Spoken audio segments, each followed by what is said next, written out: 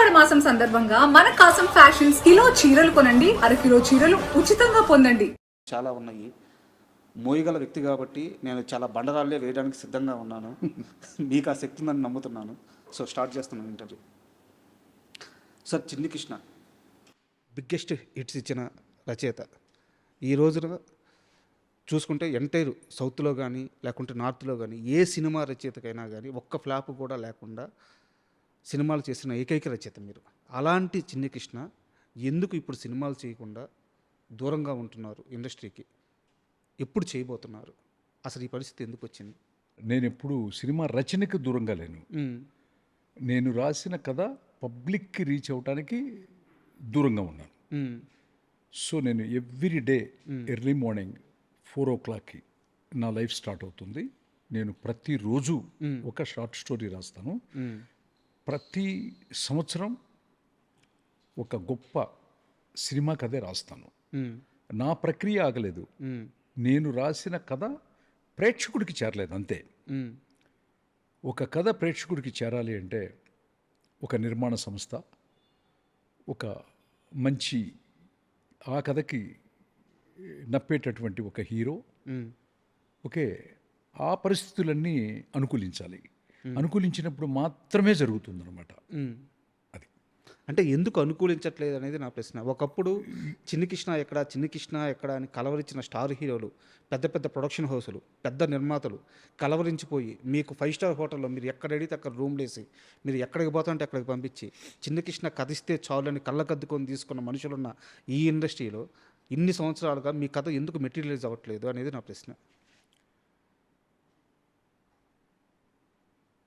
ఎందుకు డిజాస్టర్ ఫ్లాప్లు అవుతున్నాయి?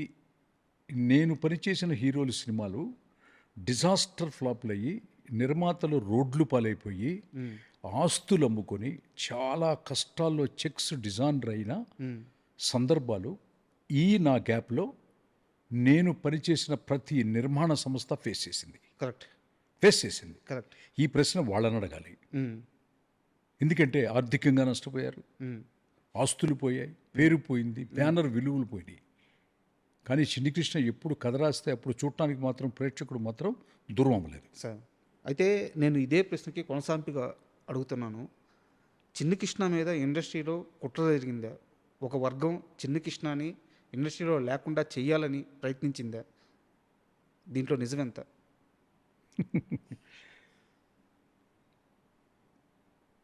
నువ్వేం చదువుకున్నావు? నేను పీజీ చేశాను సార్, ఎంసీఏ. ఈ భూమి పుట్టినప్పుడే పుట్టినప్పుడే అణచివేత అనేది పుట్టేసింది. ఈ భూమి పుట్టినప్పుడే ఈ భూమి మీద చాలామంది చాలా రకాలుగా ఉంటారు అనుకుంటారు, కానీ అదేం కాదు. 3 రకాల మనుషులు ఉంటారు అంతే. ఫస్ట్, ఈ ప్రపంచాన్ని, ఈ టెక్నాలజీని నిర్మించినటువంటి జ్ఞానవంతుడు, సైంటిస్ట్, ద క్రియేటర్స్. ఇప్పుడు మీరు ఫ్లైట్లో వెళ్తున్నారన్నా, వాచ్ చూస్తున్నారన్నా, మైక్ ఉందన్నా, కెమెరా ఉందన్నా, వీళ్ళంతా కూడా సైంటిస్టులు అనమాట. అంతే. అంటే జ్ఞానవంతులు. ఓకే. రెండో వర్గం ఒకటి ఉంటుంది, అజ్ఞానవంతులు. ఇది ఒక జాతి. నెంబర్ 2, బలవంతుడు, బలహీనుడు. బలహీనుడిని కొట్టి ఎప్పుడు బలవంతుడు తింటూనే ఉంటాడు. భూమి పుట్టిన దగ్గర నుంచి మళ్ళీ ప్రళయం వచ్చి అంతమయ్యేంత వరకు ఈ ప్రక్రియ ఆగదు. నెంబర్ 3, జ్ఞానవంతుడు, అజ్ఞాని, ధనవంతుడు, బలవంతుడు, బలహీనుడు, ధనవంతుడు, పేదవాడు.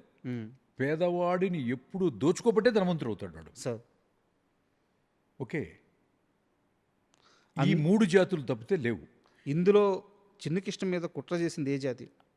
అసలు ఏ జాతి కాదు, ఆటోమేటిక్గా. నేననే కాదు, ఎవరికి ఒక స్థాయి మించి పేరు వచ్చినా, ఒక స్థాయి మించి డబ్బు వచ్చినా, ఒక స్థాయి మించి ఏదొచ్చినా, ఏ స్టేజ్లో ఆ స్టేజీ వరకు అణగదొక్కబడే ఉంటాం. అది ముఖ్యమంత్రి స్థాయిలో తీసుకో, లేకపోతే ఒక పెద్ద కలెక్టర్ స్థాయిలో తీసుకో, ఒక హీరో స్థాయిలో తీసుకో, రచయిత స్థాయిలో తీసుకో అనమాట. కొంతమంది ఏంటంటే బాగా సర్వే అవుతున్నారంటే బ్రతక నేర్చిన వాళ్ళని ఉంటారు. లౌక్యం తెలిసి సినిమాలో నటించమంటే నిజ జీవితంలో నటిస్తుంటారు. సినిమాలో నటిస్తుంటాం, స్టేజ్ మీద నటిస్తుంటాం జనరల్గా ఆర్టిస్టులు అందరూ కూడా. కొంతమంది ఆర్టిస్టులు ఏంటంటే రియల్ లైఫ్లో బాగా యాక్ట్ చేస్తారు స్క్రీన్లో కంటే అనమాట. వాళ్ళు చాలా టాప్లో ఉంటారు, ఎప్పుడు కూడా అది జరుగుద్ది అనమాట. సో అట్లాగే టెక్నీషియన్స్ కూడా నేను చూశాను. ఆ, అసలు సీట్ ఎడ్జ్లో కూర్చొని మాట్లాడతారు. అంత ఓవర్ యాక్టింగు ఏంటి, అంత నటన నాకు ఆ ప్రకృతి ఇవ్వలేదు. అంతే, చిన్ని కృష్ణకి నేచర్ ఇచ్చింది అనుకో, నేను కూడా నటించి ఓవర్ యాక్టింగ్ చేసి, అర్థమైందా? నేను కూడా చాలా చాలా ఆఫీసులో కనపడతా ఉండుండేవాడిని. నాకు నటించడం రాదు, సార్. సక్సెస్ఫుల్ సినిమా రాయటం మాత్రమే వచ్చు. Sir, that's all. అంటే నేను ఎందుకు ఇంత పర్టికులర్గా అడుగుతున్నానంటే, మీరే అన్నారు ఒక మాట, ఈ మొత్తం కాలంలో మీకు గ్యాప్ వచ్చినప్పటి నుంచి ఇప్పటిదాకా ఈ మొత్తం కాలంలో ఎంతమంది నిర్మాతలు, ఎన్ని ప్రొడక్షన్ హౌస్లు ఇబ్బంది పడ్డాయని. నిజానికి మంచి కథ ఉంటేనే మంచి సినిమా వస్తుంది. ఇది బేసిక్ ఫండమెంటల్ రూల్. సో ఆ మంచి కథ ఇచ్చే మనిషిని ఎందుకు ఇండస్ట్రీ దూరం పెట్టింది అనేదే నా ప్రశ్న. అయితే ఇందులోనే నాకు ఇంకో ప్రశ్న ఉంది, బట్ మీరు ఇది ఒప్పుకొని సమాధానం చెప్తారో లేదో నాకు తెలియదు. ఏదైనా అశ్విని దత్ గారితో మీకేంటి ఇబ్బంది? నాకేం లేదే, ఆయన one of the best production house. నాకు అసలు ఏం లేదు ఆయనతో. మీ ఇద్దరి మధ్య గ్యాప్ లేదా?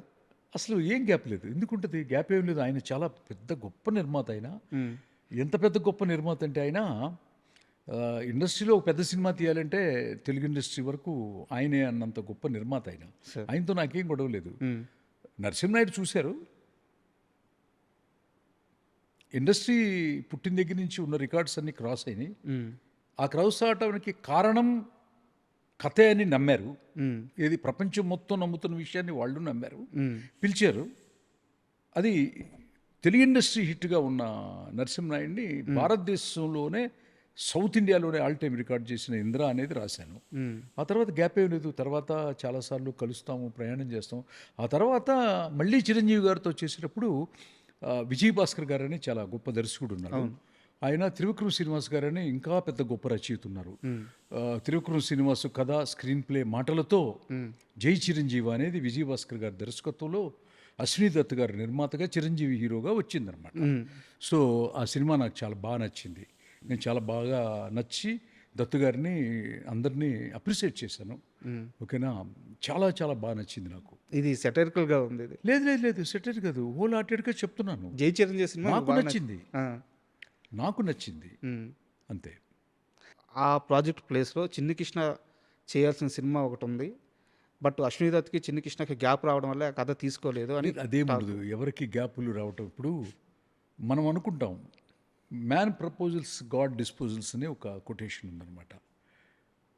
ఇప్పుడు ఎవడైనా ఒకడు అనుకుంటే, చిన్ని కృష్ణో లేకపోతే ఇంకొకడో, ఒక నిర్మాతో, ఒక పెద్ద హీరోనో అనుకుంటే ఏమైనా జరుగుతుంది అనేది మాత్రం నేను 1% కూడా నేను నమ్మను. నేను అస్సలు నమ్మను. భగవంతుడు అనుకోవాలి, సార్, ఆ అమ్మవారు అనుకోవాలి. అమ్మవారు డెసిషన్ తీసుకుందనుకో, అది జరుగుతుంది, అంతే. నేను పూర్తి విశ్వాసంతో మాట్లాడుతున్నాను. మనందరినీ నడిపించేది 1620 కిలోమీటర్లతో ఈ భూమిని తిరుగుతుందంటే తన చుట్టూ తాను, ఇదంతా కూడా అమ్మవారు, భగవంతుడు. సో మనం దాంట్లో చిన్న క్రీచర్ లాంటి వాళ్ళం, అంతే, దట్స్ ఆల్. అండ్ ఎలాగో దేవుడి ప్రస్తావన వచ్చింది కాబట్టి మీ సినిమా నాకు సక్సెస్ రావాలి సార్ అని అమ్మవారు డిసైడ్ చేసింది, వచ్చింది. ఇంకొకటికి డిజాస్టర్ ఫ్లాప్ రావాలని రాసుంది, కంపెనీ క్లోజ్ చేయాలని రాసుంది. ఆడి చెక్కులు మొత్తం జూబ్లీహిల్స్, బంజారీహిల్స్ తోరణాలుగా కట్టుకునే నిర్మాతలు కూడా నాకు తెలుసు. ఏంటి వాడికి ఆ పరిస్థితి కల్పించింది. అదంతా అమ్మవారి డెసిషన్. అతనిది కూడా కాదు, అతని డెసిషన్ కూడా కాదు, అతని డెసిషన్ కూడా కాదు. బట్ మీ మాటలు వింటుంటే గ్యాప్ చాలా పెద్దగానే వచ్చినట్టు అనిపిస్తుంది. లేదు లేదు లేదు లేదు, చాలా మంచివాడు దత్తుగారు మిస్సెస్ కానీ, చాలా దత్తుగారి పిల్లలు కానీ నాతో చాలా బాగుంటారు. అదేం లేదు. టు బీ ఫ్రాంక్, ఆనెస్ట్గా చెప్తున్నాను, వాళ్ళ బ్యానర్ ఇప్పుడు చాలా బాగుంది. కల్కి అనే ఒక పెద్ద సినిమా తీశారు, నేను చూశాను, అప్రిషియేట్ చేసి మెసేజ్ పెట్టాను. ఓకే, నాగశ్విన్ గారికి కూడా పెట్టాను మెసేజ్ నేను. అట్లా అదేం లేదు, అదేం ఉండదు సార్. సూపర్. అలాగో దేవుడు ప్రస్తావన వచ్చింది కాబట్టి సార్, మీ సినిమాలన్నీ పరిశీలిస్తే ఇప్పుడు పడియప్ప బ్యాక్గ్రౌండ్లో కుమారస్వామి రెఫరెన్స్ ఉంటుంది, అలాగే నరసింహనాయుడు, లక్ష్మీ నరసింహస్వామి రెఫరెన్స్ ఉంటుంది. అక్కడి నుంచి వస్తే ఇంద్ర సినిమా కానీ, గంగోత్రి తీసుకుంటే గంగ పుట్టిన స్థానం, ఇంద్ర తీసుకుంటే మన కాశీ, అలాగే బద్రీనాథ్. సో మీ అష్టాక్షరి మంత్రం, ఇలా మీ ప్రతి సినిమాలో దేవుడి రెఫరెన్స్ ఖచ్చితంగా బ్యాక్డ్రాప్లో ఉంటూనే వస్తుంది. నాకు తెలిసి మొట్టమొదటి రచయిత మీరు ప్రతి సినిమాలో అలా దేవుడి ప్రస్తావన భారతదేశంలో. ఈ భారతదేశంలో. అయితే ఇప్పుడు సినిమాలన్నీ సనాతన ధర్మం గురించి బలంగా చెప్పాలని పెద్ద పెద్ద సినిమాలు వస్తున్నాయి. ఇప్పుడు ట్రెండ్. సో ఏవే సినిమాలు అవి? అయితే ఈ మధ్య కాలంలో వచ్చిన ఒక 3 సినిమాలు ప్రస్తావిస్తాను సార్. వస్తాద్ భగత్ సింగ్ కానీ, హరిహర వీరమల్లు కానీ, అఖండ 2 కానీ. ఈ 3 సినిమాలు సనాతన ధర్మం గురించి చెప్పాలని ప్రయత్నం చేశాయి. కానీ కొన్ని వందల కోట్ల రూపాయలు నిర్మాతలకి నష్టం వచ్చింది. సో మీరు ఈ జానర్లో చాలా బలంగా ఉన్న వ్యక్తి కాబట్టి, ఇప్పుడు దాకా ఈ జానర్లో మీరు ఒక్క ఫెయిల్యూర్ కూడా తీయలేదు కాబట్టి, ఇక్కడ సమస్య ఎక్కడ జరిగింది? ఇంత నష్టం రావడానికి కారణం ఏంటి? హీరోల, దర్శకుల, కథా రచయితల, నిర్మాతల ఎక్కడ తప్పు జరుగుతుంది? ఓకే, క్వశ్చన్ చాలా వెరీ బ్యూటిఫుల్ క్వశ్చన్. సార్ అఖండ 2లో నటించినటువంటి నందమూరి బాలకృష్ణ గారు నాకు దైవంతో సమానం. ఇందిరాలో నటించిన చిరంజీవి గారు, వీళ్ళిద్దరూ నాకు చాలా ఇష్టమైనటువంటి, చాలా నా లైఫ్లో చాలా పార్ట్ వాళ్ళు. సార్ సో ఆ 3 సినిమాల్లో నటించినటువంటి హీరోలు బాలకృష్ణ గారు, పవన్ కళ్యాణ్ గారు అద్భుతమైనటువంటి పెర్ఫార్మెన్స్ చేశారు. నేను 3 సినిమాలు నేను చూశాను. అసలు రోరింగ్ అనమాట, సింహంలాగా యాక్ట్ చేశారు పవన్ కళ్యాణ్ గారు కానీ, బాలకృష్ణ గారు కానీ. ఎందుకు ఫ్లాప్ అయినాయి? నిర్మాత కారణమా అన్నారు. హీరోలు అయితే ఎట్టి పరిస్థితుల్లో కారణం కాదు. ఏ హీరో ఏ సినిమా ఫ్లాప్కి కారణం కాదు. సార్ వాళ్ళ పెర్ఫార్మెన్స్ ఎట్టి పరిస్థితుల్లో, వాళ్ళు మంచి నటులు కాబట్టే ఆ లెవెల్లో పెర్ఫామ్ చేయగలరు.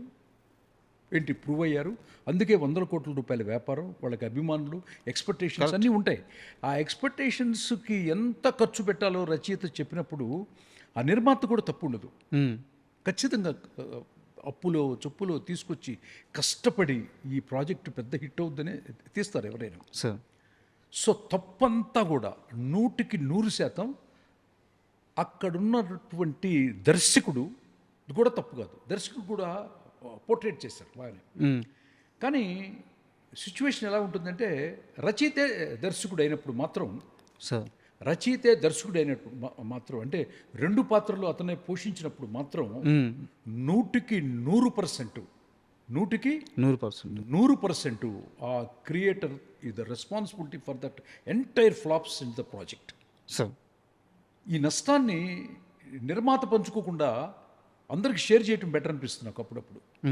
ఎందుకంటే నిర్మాత మనకు అన్నం పెడతాడు, నటుడు ఏది చెప్తే అది నటిస్తారు.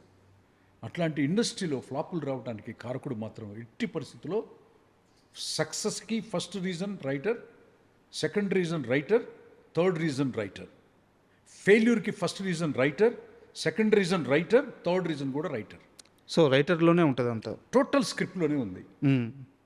ఆ మ్యాజిక్ ఏంటి అనేది నేను చాలా ఇంటర్వ్యూస్లో చెప్పాను. సినిమాని నేర్చుకునేవాడు వేరు, సినిమాని చదువుకున్నవాడు వేరు. తేడా ఏంటి సార్? నేర్చుకోవడం అంటే, ఇప్పుడు మనం సినిమా పరిశ్రమలో ఉన్నాము, మనకొక గురువు ఉంటారు. ఆ గురువు నిష్ణాతుడా కాదా? ఆ గురువు నిష్ణాతుడా కాదా? ఇప్పుడు సందీప్ పుంగారెడ్డి ఉన్నాడు, ఆయన అర్జున్ రెడ్డి చూశాను, నేను చాలా అప్రిషియేట్ చేశాను. టీ సిరీస్కి ఫోన్ చేసి చెప్పాను, ఈ సినిమా చాలా చాలా బాగుంది అని. అక్కడ ఆకుల రాజేంద్ర అనే ఒక జనరల్ మేనేజర్ ఉండేవాడు. నేనే నూన్ షో చూసి ఫస్ట్ హాఫ్ అయిన తర్వాత చేసేసాను. సో ఆ అబ్బాయి ఫారెన్లో చదువుకున్నాడు, నాగ్ అశ్విన్ ఫారెన్లో చదువుకున్నాడు సినిమాని. దురంధర్ డైరెక్టర్. ఓకే, ఆ అబ్బాయి చదువుకున్నాడు. ఆ తర్వాత సుకుమార్ గారు హైలీ ఎడ్యుకేటెడ్, మన పుష్ప. అవును, ఆయన లెక్చరర్. లెక్చరర్. అట్లాగే మీకు ప్రశాంత్ నీల్ గారు ఉన్నారు, KGF 1 and 2. అబ్బాయి కూడా ఫారెన్లో చదువుకుని వచ్చారు. సినిమాని నేర్చుకునే వచ్చిన వాళ్ళ తరం ముగిసిపోయింది. ఇక సినిమాని చదువుకోవాలి. సినిమా అనేది ఒక పెద్ద ప్రపంచం. ఆ ప్రపంచంలో చదువుకుంటే స్క్రిప్ట్ ఎలా సోల్తో రాయాలి, ఎట్లా స్క్రిప్ట్ని స్క్రీన్ కథగా మార్చాలి, ఆ సోల్ని ఎట్లా స్క్రీన్ ప్లేగా మార్చాలి అనేది పెద్ద పెద్ద ప్రొఫెసర్సు, పెద్ద పెద్ద లెక్చరర్సు, పెద్ద పెద్ద యూనివర్సిటీల్లో దాన్ని ఎడ్యుకేషన్గా చెప్తారు. వాళ్ళకే రోజులు ఉన్నాయి అన్నది మనకి ఇండియాలో ఉన్నటువంటి 5 దర్శకులు మనకి ప్రూవ్ చేశారు, ఇంకా ప్రూవ్ చేస్తారు, ఇంకా కొత్త వాళ్ళు కూడా చదువుకొని రావాలని మనస్ఫూర్తిగా కోరుకుంటూ, నిర్మాతలకి అంత నష్టం వస్తే నిజంగా బాధపడతాను నేను. మనకి అన్నం పెట్టినటువంటి తల్లి లాంటి వాడు కదా నిర్మాత.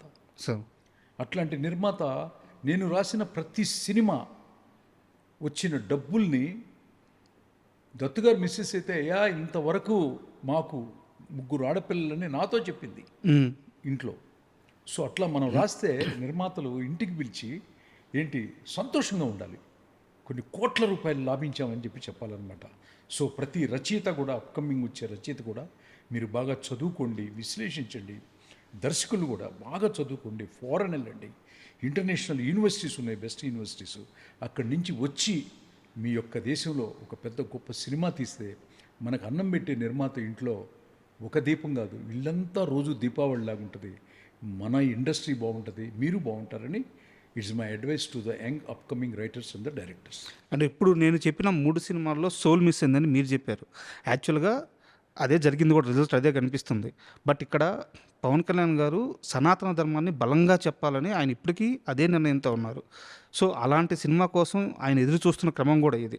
ఒకవేళ మీకు అవకాశం వస్తే పవన్ కళ్యాణ్ గారితో ఆ సనాతన ధర్మం గురించి చెప్పే సినిమా ఎలా ఉండబోతుంది, ఆ కథ ఎలా ఉండబోతుంది, మీ దగ్గర ఏమైనా లైన్ ఉందా? అంటే ఎలా చెప్పాలంటే, నేను చెప్పాను కదా ప్రతి సంవత్సరం ఒక కథ రాస్తానంటే, సార్ ఒక 12 సంవత్సరాలు అయింది నేను సినిమా చేసి, 12 పెద్ద కథలు రాసేసి ఉంటాను కదా. దాంట్లో ఏ కథకైనా కూడా పవన్ కళ్యాణ్ గారికి బాగుంటుంది.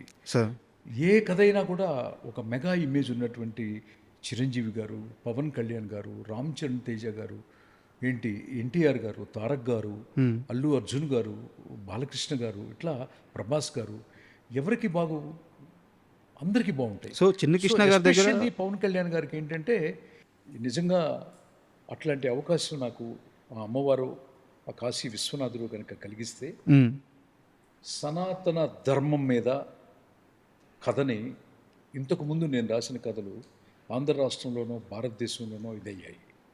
యావత్ ప్రపంచం, మళ్ళీ మళ్ళీ చెప్తున్నాను, యావత్ ప్రపంచం దాంట్లో ఉన్నటువంటి ఆత్మని, మనం చెప్పేటటువంటి ఆ యొక్క ధర్మంలో ఉన్నటువంటి లోతుల్ని ఇతర మతస్థులైనటువంటి ఈ భూగోళంలో ఉన్నటువంటి ఎడారి ప్రాంతంలో ఉన్నటువంటి అరబ్ దేశాలు, క్రిస్టియానిటీ ఉధృతంగా ఉన్నటువంటి western countries, United Kingdom and United states of the America, అన్ని దేశాలు కూడా దీన్ని ఒక పాఠ్య గ్రంథంగా తీసుకొని అన్ని యూనివర్సిటీల్లో కూడా దీన్ని క్లాస్గా ప్రొఫెసర్స్ చెప్తారు అని నా నమ్మకం. అలాంటి కథ ఉంది. ఎస్. ఎప్పుడు ప్రయత్నం చేయలేదా మళ్ళీ పవన్ కళ్యాణ్ గారిని కలవడానికి? అంటే ప్రయత్నం అంటే నాకు చిన్న ఒక యుగో అనకూడదు కానీ చిన్న షై ఫీలింగ్ అనమాట. పిలిస్తే వెళ్ళాలి, లేకపోతే అంత వాళ్ళని ఇబ్బంది పెట్టినట్టు ఉంటుంది అని ఆలోచిస్తాను నేను. ఎవరిని కూడా ఇప్పుడు మీ జీవితంలో నుంచి ఒక్క సెకండ్ కూడా నేను తీసుకోను. నేను తీసుకోను, ఎవరి జీవితంలో నుంచి తీసుకోను, నాకు ఇష్టం ఉండదు అనమాట. సో తెలుసు కదా నేనంటే ఏంటో. సో ఇక్కడ time will come, God will decide అనుకుంటాను అంతే. ఇక్కడ కాస్త ఫ్లాష్ బ్యాక్కి వెళ్తే, మీ జీవితంలో అత్యంత కఠినమైన ఫేజ్, ఒకరోజు చాలా లోన్లీగా ఉన్నారు. పవన్ కళ్యాణ్ గారు మిమ్మల్ని పిలిపించుకొని, లేదా ఆయన ఎలా పిలిపించారో నాకు తెలియదు, ఒక రోజంతా మిమ్మల్ని ఆయనతో ఉంచుకొని ధైర్యం చెప్పారు.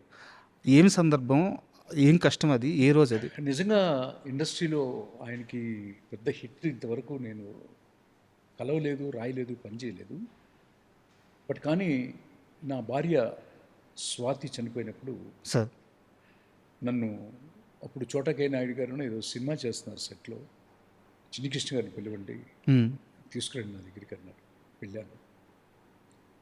ఆయన చూపించిన ఆప్యాయత, అనురాగం, నాకంటే కొంచెం చిన్నవాడే సార్, కానీ ఆయనకి నేను పవన్ కళ్యాణ్ గారిలో చూసింది ఒకటే, ఆయన బాహ్యంగా చూడు, లోపల అంతర్లీనంగా ఉండే మనసుని, ఆ మనసు వెనకాల ఉన్నటువంటి ఒక నిగూఢమైనటువంటి లోతుగా ఉన్నటువంటి బాధని అర్థం చేసుకుంటాడు అనేది నేను పూర్తిగా విశ్వసిస్తాను.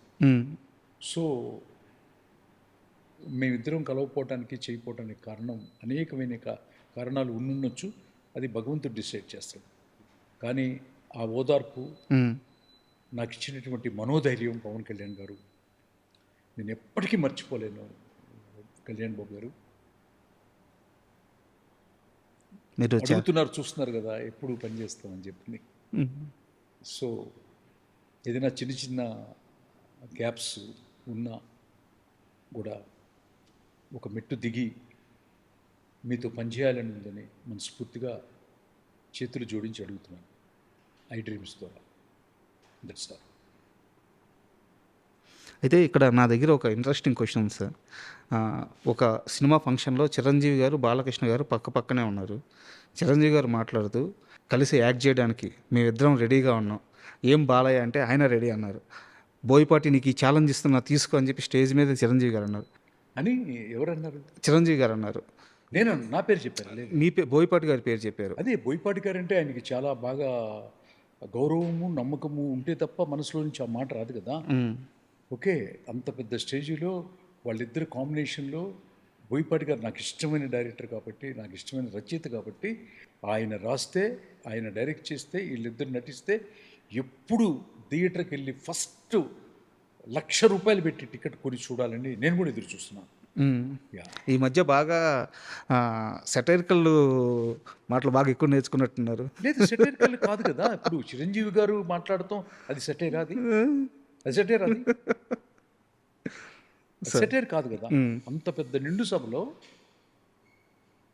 బాలకృష్ణ గారు రెడీ అన్నారు, నేను రెడీ, బోయపాటి నువ్వు రెడీ చేసుకో అన్నారు అనేది సెటైర్. అది సెటైర్ అయితే నేను వేసింది కూడా సెటైర్ అవుతుంది.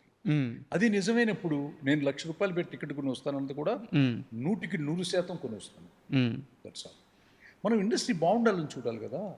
మీకు బోయపాటి మీద కోపం పోయిందా, ఇంకా ఉందా? కోపం ఎప్పుడు నాకు లేదు. ఏదో నమ్ముకొని చరణ్ బాబు ఏదో ఇస్తే అది బాగా డిజాస్టర్ అయింది అని విన్నాను, చూడలేదు కానీ అని విన్నాను. అంటే హీరోల ఇమేజ్లు ఎంతో కష్టపడి కట్టుకుంటారు సార్. దాన్ని 10 times పెంచే కథ రాయాలి. దాన్ని 10 times పెంచే కథ రాయాలి. వాళ్ళ విలువను నిలబెట్టాలి, వాళ్ళ యొక్క అభిమానుల యొక్క ఎక్స్పెక్టేషన్స్ రీచ్ అవ్వాలి any writer or director. Sir, దాన్ని నేను ఇందాక చెప్పాను కదా, హీరోలు కష్టపడి ఏర్పరచుకున్నటువంటి ఆ ఇమేజ్కి డబ్బు ముడిపడి ఉంది. కొన్ని కోట్ల రూపాయల స్ట్రేక్ ప్రొడ్యూసర్కి ఉంది. ప్రొడ్యూసర్, డబ్బు, హీరో ఇమేజ్, ఈ మూడు ఎవరి మీద ఆధారపడ్డాయి? స్క్రిప్ట్ రైటింగ్ మీద ఆధారపడ్డాయి. స్క్రిప్ట్ రైటింగ్లో నువ్వు కనుక తప్పు చేస్తే మొత్తం కుప్ప కూలిపోతుంది కదా, పునాదులు లేకుండా బిల్డింగ్ కట్టినట్టు. అప్పుడు సాధారణంగా ఒక ఫీల్డ్లో ఉన్నప్పుడు ఒక పెద్ద డిజాస్టర్ వచ్చినప్పుడు చిన్న అది వ్యక్తిగతం ఏముండదు. అబ్బాయి కూడా నా దగ్గరికి వచ్చాడు నిందిస్తుడు కథ కోసం, నాకు తెలుసు. కానీ ఎక్కువ జాగ్రత్తలు తీసుకోవాలి. అంటే ఇగోకు పోకూడదు. ఎప్పుడు ఒక కథా రచయిత అంటే నేను మళ్ళీ మళ్ళీ చెప్తున్నాను, అమ్మవారి స్వరూపంతో సమానం. ఒక ఊరికి నేను నాలుక మీద బీజాక్షరాలు అమ్మవారు ఎవరికి పడితే వాళ్ళకి రాయు. రచయితల సంఘంలో ఉన్నటువంటి ప్రతి రచయితకి ఆ అమ్మవారు, భారతదేశంలో ఉన్నటువంటి ప్రతి నవల రచయిత, సినిమా రచయితలందరికీ కూడా ఆ నాలుక మీద అమ్మవారే రాస్తుందన్నమాట. అమ్మవారి స్వరూపం ప్రతి రచయిత, మళ్ళీ మళ్ళీ చెప్తున్నాను, రచయిత అంటే అమ్మవారి స్వరూపం. ఆ అమ్మవారి స్వరూపాన్ని గౌరవించి ప్రేమించాలి తప్పితే అమ్మవారి మీద యుగో పెట్టుకొని, అమ్మవారి మీద అలిగి, అమ్మవారినే తొక్కేద్దాము అని మీరు ఫస్ట్ ఏదో క్వశ్చన్ వేశారు తప్ప అది జరగదు, జరగనివ్వను కూడా. అయితే ఇక్కడ నా ప్రశ్న ఏంటంటే, చిన్ని కృష్ణకి ఉన్నంత టాలెంట్, చిన్ని కృష్ణకి ఉన్నంత సక్సెస్లు అందరికీ ఉండాలని రూల్ లేదు. సినిమా అన్నాక క్రియేటివ్ వర్క్ మధ్యలో ఫ్లాప్ రావచ్చు, హిట్ రావచ్చు. సరే, మీకైతే అన్ని హిట్లు వచ్చినాయి. కొంచెం బద్రీనాథ్ కానీ, జీనియస్ కానీ వాటికి కూడా పెట్టిన పెట్టుబడికి డబ్బులు తిరిగి వచ్చినాయి. సో మీరు ఆ విషయంలో లక్కీ. కానీ ప్రతి మనిషి ఆ విషయంలో అంతే లక్కీ ఉండాలని లేదు కదా. బోయపాటి గారు ఒక చిన్న ఫ్లాప్ దిగంగానే చిన్ని కృష్ణ ఎందుకు గతంలో కానీ ఇప్పుడు కానీ ఇంతలా ఉన్న తీవ్రంగా విమర్శించాల్సిన అవసరం ఏముంది? బాగుండాలనే కోరుకుంటున్నాను. Please respect the script. మీకేమన్నా ఎక్స్పీరియన్స్ ఉందా? మీరు గౌరవించండి అంటున్నాను. మీకేమన్నా ఎక్స్పీరియన్స్ ఉందా బోయపాటి గారితో? ఇలాంటి ఒక మీ దగ్గరికి వచ్చి ఏదో కొంచెం చిన్న నందీశ్వరుడు కథ కోసం వచ్చారు అంటే అక్కడ ఒక బ్యాడ్ ఎక్స్పీరియన్స్ ఏమైనా అయిందా? అదేం లేదు, అదేం లేదు sir. Extraordinary, very good director అబ్బాయి, ఎమోషన్స్ బాగా తీస్తాడు సార్. అండ్ చిరంజీవి గారి విషయానికి వస్తే మనశంకర వరప్రసాద్కు ముందు చిరంజీవి గారికి సంబంధించిన సినిమాలన్నీ అంతగా నెంబర్స్ మేక్ చేయలేదు. మనశంకర వరప్రసాద్ ఒక ఫ్యామిలీ సబ్జెక్టు, చాలా బాగా ఆడింది, మంచి కలెక్షన్స్ కూడా వచ్చింది. బట్ చిరంజీవి గారు స్టార్డమ్కి సరిపోయే కథ కాదు అది. సో చిరంజీవి గారికి ఆయన రేంజ్కి దగ్గర కథ ఇవ్వడానికి మీ దగ్గర ఏమన్నా కథ రెడీగా ఉందా? నువ్వు చిరంజీవి గారు బాలకృష్ణ గారు సంగతి మీకు తెలుసో తెలీదో, ఒక మంచి కంటెంట్ ఇస్తే వాళ్ళు ఆల్ ఇండియా రికార్డ్ ఇప్పుడు కూడా కొడతారు. సార్ ఇప్పుడు కూడా కొడతారు. అది రచయిత రాస్తాడు, బట్ వాళ్ళు బాగా చేస్తారు. కానీ అంత గొప్ప స్క్రిప్ట్స్లో నటించట్లేదు. అంత ఎమోషన్ గల స్క్రిప్ట్స్లో నటిస్తే ఇద్దరూ ఆల్ ఇండియా రికార్డు కొట్టగల శక్తి సామర్థ్యాలు ఉన్నవాళ్ళే. నేను మళ్ళీ మళ్ళీ చెప్తున్నాను, ఏ మిస్టేక్ జరిగినా కూడా ఆ పెద్ద స్టార్ హీరోస్కి టెక్నీషియన్లు, ముఖ్యంగా రచయితే కారణం.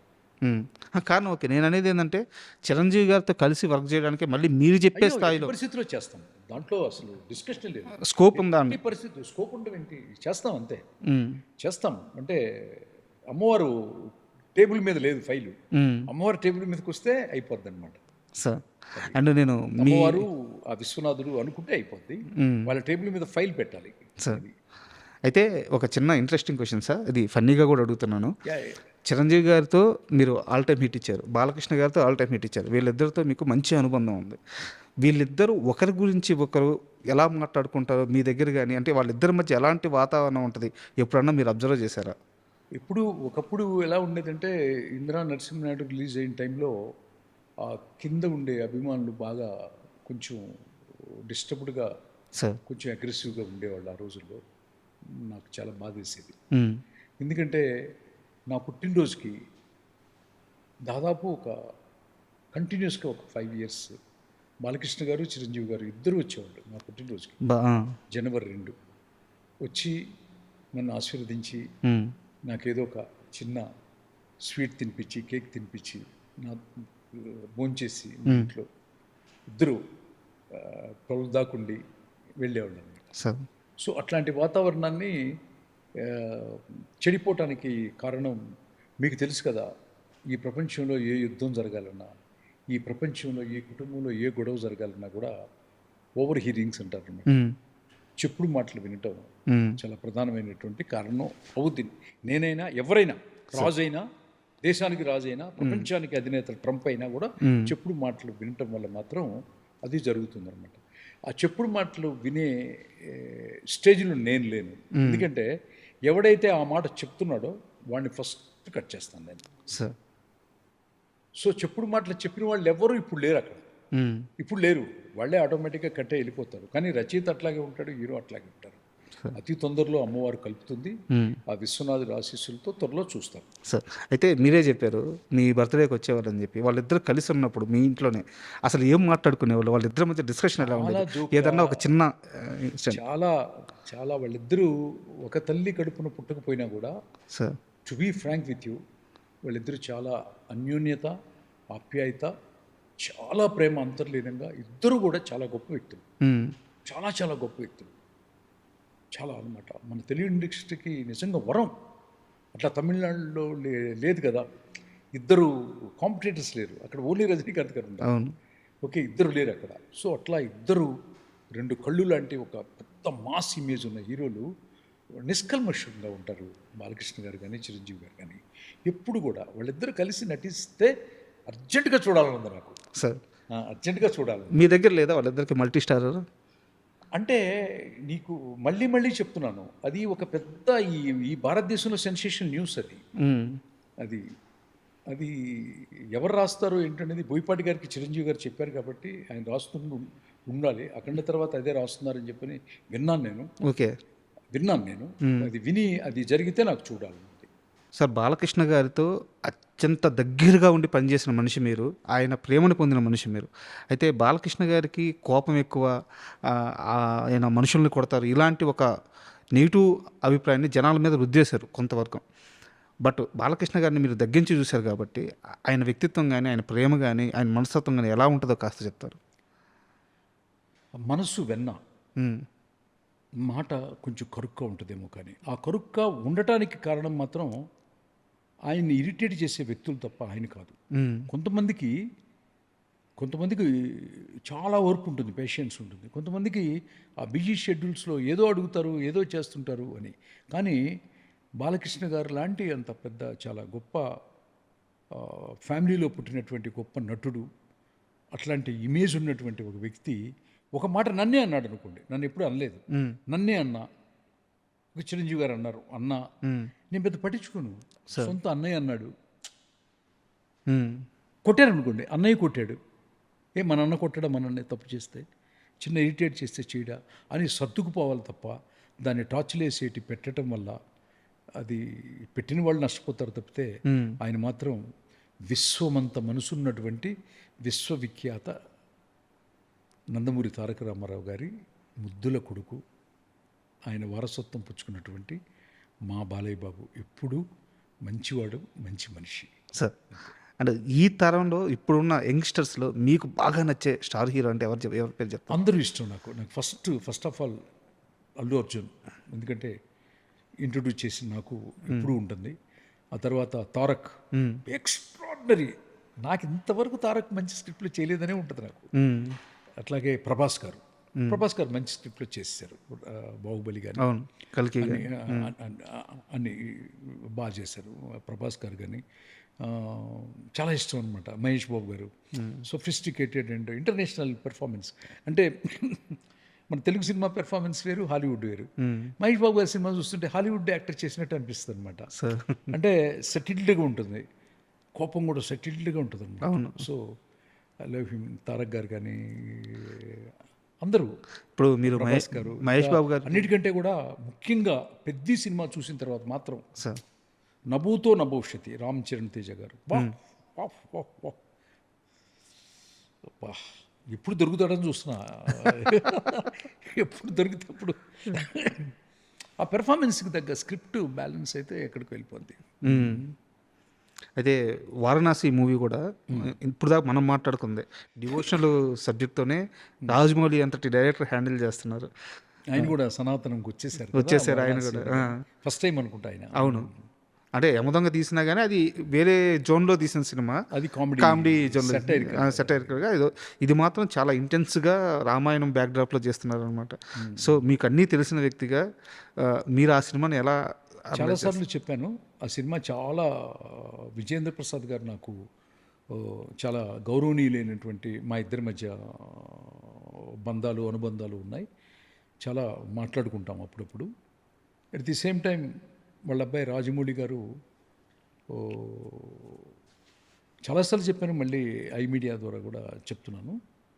ఏంటంటే ప్రతి ఒక్కరికి ఎవరెస్ట్ ఎక్కాలని ఉంటుంది, ఎక్కుతారు, మధ్యలో డ్రాప్ అవుతారు, మధ్యలో పడిపోతారు. కొంతమంది ఎక్కుతారు, జెండా పోతారు, ఎవరెస్ట్ ఎక్కువచ్చామని ఒక పెద్ద అవార్డు ఇస్తారు ఆ దేశం. అట్లా జరుగుతూ ఉంటుందన్నమాట. నేను ఎవరెస్ట్ ఎక్కలేదు కానీ ఎవరెస్ట్ని చూశాను నేను చాపర్లో వెళ్ళి చూశాను. నా పర్సనల్గా ఫ్యామిలీతో వెళ్ళినప్పుడు టిబెట్ వెళ్ళి, టిబెట్ నుంచి ఎవరెస్ట్ శిఖరాన్ని పక్కగా అనుభవించాను. ఫీల్ అనుభవించినప్పుడు నాకు సడన్గా అక్కడ ఎవరు కనపడ్డారంటే రాజమౌళి గారు కనపడ్డారు ఎవరెస్ట్ పీక్లో. ఎందుకంటే ప్రతి ఒక్కళ్ళు ఎక్కి దిగేస్తుంటారు, కానీ ఆయన అక్కడే మెడిటేషన్ చేస్తూ కూర్చున్నాడు. ఆయన్ని దింపడం అంత ఈజీ కాదు. That is my opinion about the Varanasi. Super sir. అయితే మీరు ఇందాక నుంచి రచయిత గురించి, రచయిత కష్టం గురించి, రచయిత ఎలాంటి సినిమా ఇవ్వాలి, ఎలా రాయాలి, ఇందాక నుంచి అదే మాట్లాడుతున్నారు. బట్ నా దగ్గర ఒక క్వశ్చన్ ఉంది, చాలా పెద్ద క్వశ్చనే.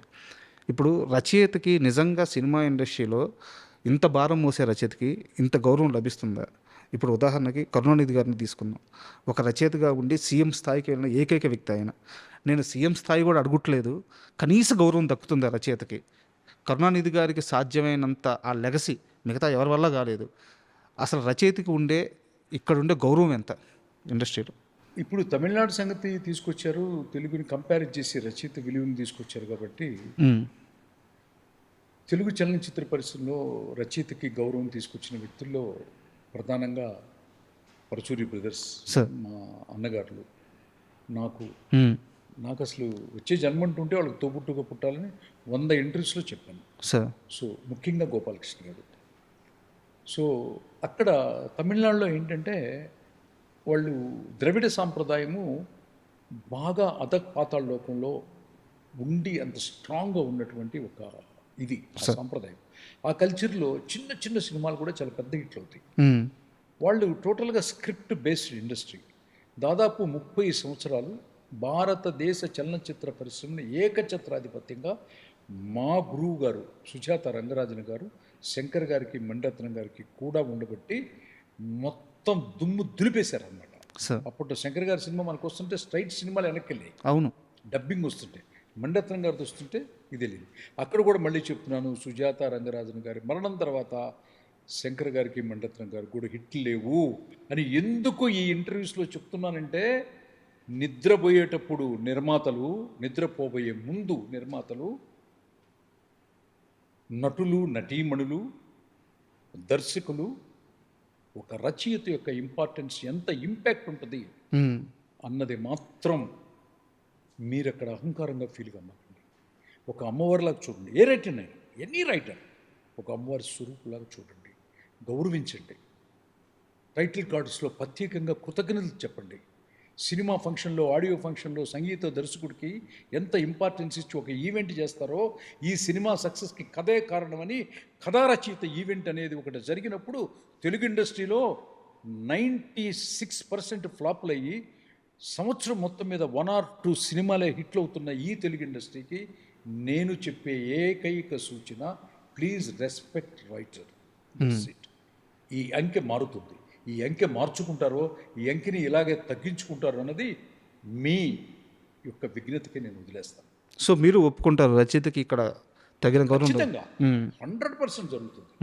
ఎస్, ఫైనాన్షియల్గా జరుగుతుంది, రెస్పెక్ట్లో జరుగుతుంది, ఏంటి అన్ని యాంగిల్స్లో 360 degreesలో మాత్రం జరుగుతుంది. అండ్ ఎలాగో మనం తమిళ పరిశ్రమ జోలికి వెళ్ళాం కాబట్టి అక్కడ విజయ్ గారు సేమ్ అయిపోయారు. సో మన దగ్గర కూడా చాలామంది, ఎన్టీఆర్ గారు సీఎం అయిపోయారు, ఎంజీఆర్ గారు సీఎం అయిపోయారు. సో చిరంజీవి గారు ప్రయత్నించారు, కుదరలేదు. పవన్ కళ్యాణ్ గారు ప్రయత్నిస్తున్నారు, ఆ మార్గంలో ఉన్నారు. సో ఈ మొత్తం రాజకీయాన్ని విశ్లేషిస్తే సినిమా స్టార్స్కి సీఎం అయ్యే అవకాశాలను మీరు చూస్తే అప్పుడు పరిస్థితులు ఎలా ఉన్నాయి, విజయ్ గారికి ఎలా కలిసి వచ్చింది, మన దగ్గర ఈ తరంలో ఎందుకు సెట్ అవ్వట్లేదు, వీటన్నిటిని ఎలా విశ్లేషిస్తారు మీరు? Very good question, very very good question. తమిళనాడులో విజయ్ గారి కంటే కూడా తెలుగులో పవన్ కళ్యాణ్ గారు చాలా పెద్ద ఇమేజ్ ఉన్నటువంటి హీరో. సార్ దాంట్లో అసలు డిస్కషనే లేదు నా వరకు. సో అక్కడ ఇక్కడ జరిగినటువంటి ఇది చాలా important question and important answer to the everybody. Sir Vijay గారు అక్కడ చేసింది ఏంటంటే, వాళ్ళ నాన్నగారు ఒక దర్శకుడు, అవును, చిరంజీవి గారి అన్నయ్య గారు ఒక నటుడు. సార్ ఇక్కడ ఓన్లీ పాత్రల గురించి, పాత్ర క్యారెక్టరైజేషన్ గురించి నేను మాట్లాడతాను. Correct correct. అక్కడ దర్శకుడు, రచయిత, ఇక్కడ నటుడు. కరుణానిధి గారు అక్కడ రచయిత, గుర్తుపెట్టుకోండి. ఎంజి రామచంద్రన్ గారు నటుడు, ఆయన్ని సీఎం చేసిందే కరుణానిధి. సార్ సో అంటే రచయిత పాత్ర ఎంత ఇంపార్టెంట్గా ఉంటుందనే దాని గురించి చెప్తున్నాను. ఓకే. విజయ్ గారు చేసిన ప్రతి మనకి ఇక్కడ కూడా ఖైదీ నెంబర్ 150 కానీ చాలా సినిమాలు రీమేక్ లేదు విజయ్ గారు చేసి. అవును, విజయ్ గారు తన ఫస్ట్ అటెంప్ట్లోనే ముఖ్యమంత్రి కావడానికి ఒక కథ రచయిత కారణం. ఎట్లా అనేది అనాలిసిస్ చేస్తాం. ఆయన రీమేక్లు చాలా తక్కువ చేశాడు, 1వ చేశాడు అంతే, ఎక్కువ చేయలేదు. ఎక్కువ స్ట్రైట్ సబ్జెక్టులు చేశాడు విజయ్ గారు. చాలా ఉన్నాయి సార్ ఆయన రీమేక్లు, తక్కువ హిట్లు, తక్కువ చేసినా కూడా ఏదో పెళ్లి సందడి లాంటివి ఏదో తప్ప, గ్రాండ్ ఇయర్ పెద్ద సక్సెస్లు అన్నీ కూడా స్ట్రైట్ సబ్జెక్ట్. సార్ ఆయన తీసుకున్నటువంటి ఇతివృత్తం ఏంటంటే, ఒక్కసారి రైతుల గురించి తీసుకున్నాడు, ఒకసారి స్త్రీ సమస్యల గురించి తీసుకున్నాడు, ఒకసారి యూత్ స్పోర్ట్స్ అంశాన్ని తీసుకున్నాడు. సో అట్లా అతను ఎన్నుకున్నటువంటి కథా వస్తువులు ఈ సమాజంలో ఉన్నటువంటి ప్రతి ఒక్కళ్ళకి, అంటే మధ్యతరగతి స్త్రీలకి, స్టూడెంట్స్కి, స్పోర్ట్స్కి, రైతాంగానికి, రాజకీయం మీద కూడా సినిమా చేస్తారు. అవును. సో ఇవన్నీ ఏంటంటే డైమెన్షన్స్ అన్నమాట. ఈ డైమెన్షన్స్ అన్నీ స్ట్రైట్ సబ్జెక్టులే.